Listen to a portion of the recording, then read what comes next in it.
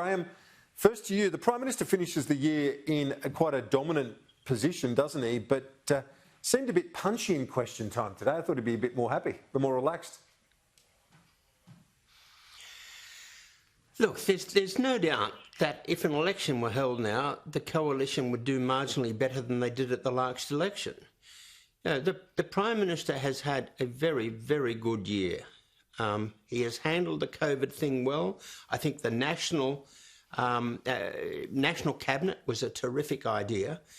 You know, next year will be difficult, as we know. A lot of these businesses are not going to reopen. But I thought some of the IR, industrial relations stuff, may help people get back into work and to be able to work longer. Look, the morale in the government is pretty good. And you think, well, we're halfway through the term, the government is strong, but more to the point, the flag bearer of the government is looking extremely strong, and strangely, he's still the middle of the road sort of dad. You know, nobody can say, oh, he's extreme right, extreme left. He's still a middle of the road, Scott Morrison. Yeah, and that could be, you know, the secret to his success if he continues to take that approach. But it's a really interesting turnaround, Bruce. When you look back to January of this year, it feels like an eternity ago. But I remember being at the cricket and people writing Morrison off. Where is he? At the Hawaii, you know, during the fires, he was in Hawaii, and he was at such a low ebb, but he's certainly gone from strength to strength in the face of this pandemic. Indeed. Look, in January, December last year, everything was about the bushfires, and there's no doubt that he mishandled that badly. And he'd be, I think, the first to admit that he did. And Anthony Albanese was on the ground and looking strong and doing the sort of things you'd expect of an opposition leader. Since then, however, the entire political frame has basically been COVID. And when you compare the way in which Australia's managed COVID to the United States, the UK, Europe, pretty much anywhere else, you've got to say that it's been managed well.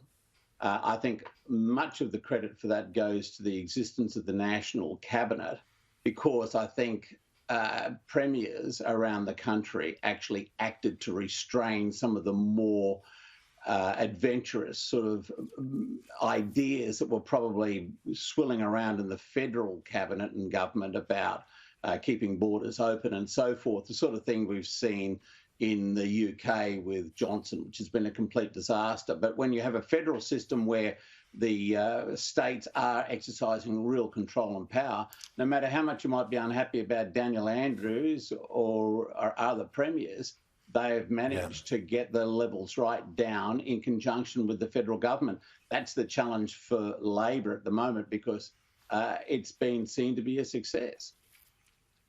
Yeah, well, inappropriately. Kieran, there are no something cases in the community right now. Sorry, Grahame, go on. You know something that irks me as we get to the end of the year? I reckon the boards of banks ought to be saying to the CEOs, what are you doing about sacking, or at least reprimanding, these bank economists who get out there as the front people for banks? They affect the mood of the community. They affect share markets.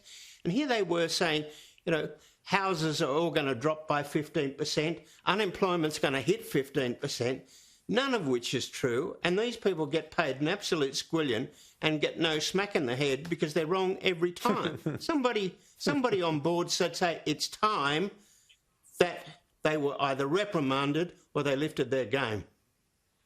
Okay, well, there it is.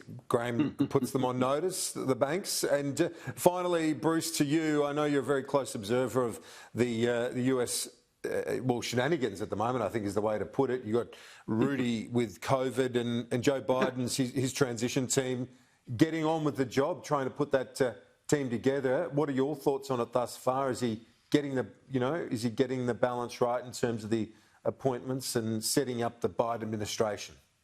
I think he's doing it very steadily, and I haven't heard any criticism of any moment with the appointments that have been made. They do seem to be sensible. They seem to be professionals coming back into the field. at the Secretary of State level and other transitional appointments. So I think that that's going well for Biden, and he's got to do it, of course, against a backdrop of Trump just carrying on constantly about the election being so-called, illegitimate and so forth, and trying to fight that all the way in what is being seen to be an increasingly hysterical and more pathetic sort of desperate attempt to hang on to power. Two things, I think, when the electors meet for the Electoral College, I think it's on the 14th or 15th of December, I think that will effectively signal the end of it when they confirm that the Electoral College has elected Biden. And I think the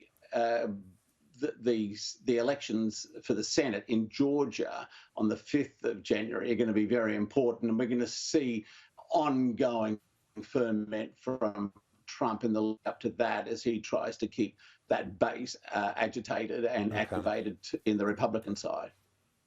The election continues into the new year. Thank you, Bruce. Appreciate it. And Grahame, great to see you.